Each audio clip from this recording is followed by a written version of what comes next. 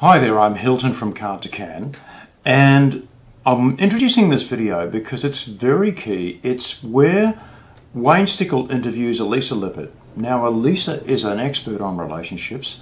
She's got a great deal of useful information, particularly for men, in terms of what happens between men and women and how quickly these relationship communication can get broken down. I hope you enjoy this video. I got a lot out of it, and I hope you do too. Yeah. I mean, one prime example, and I'm sure all you men can relate to it, is how women talk.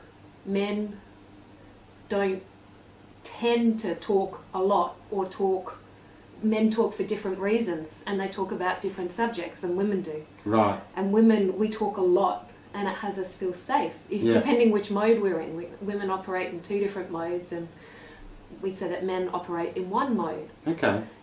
So do you mean like how men don't really talk much even to each other? Like, yeah. And women seem to just spend hours on the phone, is that? Yeah, exactly. And so you're talking about two different modes, so like men have got one mode and women have got two modes. Yeah, like, yeah, exactly. Okay. And like for you men, and I'm sure you can relate to this, Wayne, is when you've tried something with a woman and it worked one time, and then you've tried it again on another occasion and it just blew up in your face. Sure, yeah, that doesn't make any sense, you know. Yeah, well, it's because women, what I say, I'm not saying it's the truth, but putting this on my own life and from what I've studied, I totally believe in it, that we operate in two different modes, and it depends what mode we're in. One we call gathering mode, which is more when we're just going with the flow, you know, we're more in our femininity at that moment, and we're just, you know, taking our time and, you know, just... What you're out, like you're out gathering strawberries or something like that? Well, this is from caveman days. Oh, okay. This is all so you actually mean like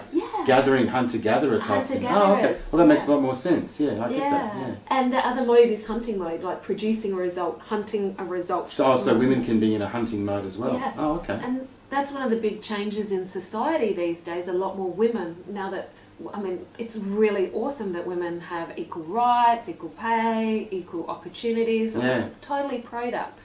I think everybody should have equal rights, no matter who you are.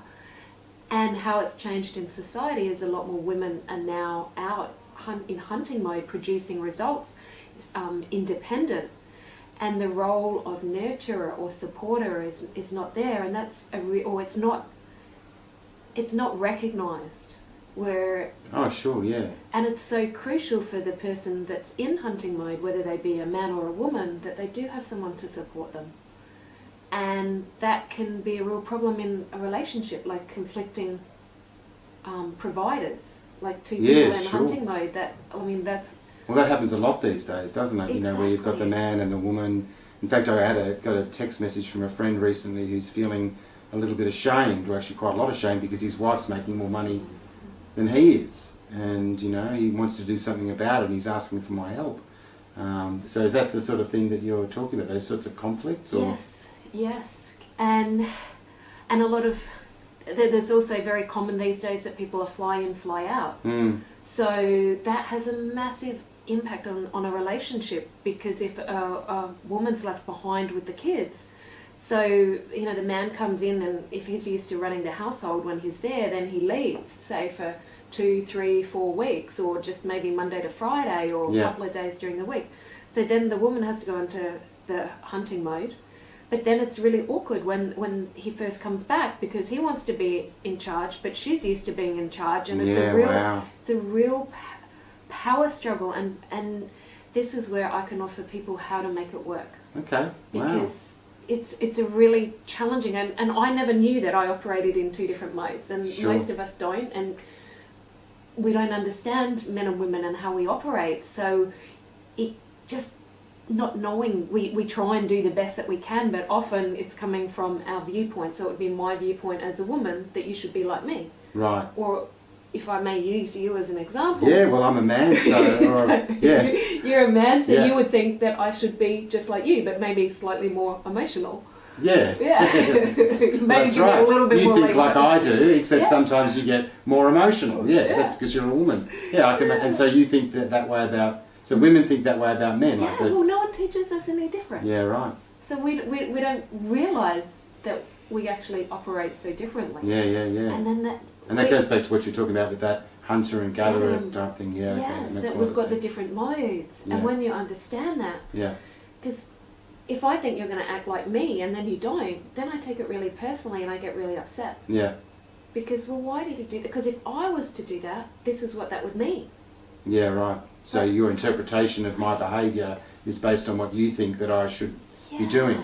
The view that I look at it through would Yeah. be, if I was to do that, if I forgot our anniversary, that would be so mean. I hope that's not too common for most of the men watching this, yeah.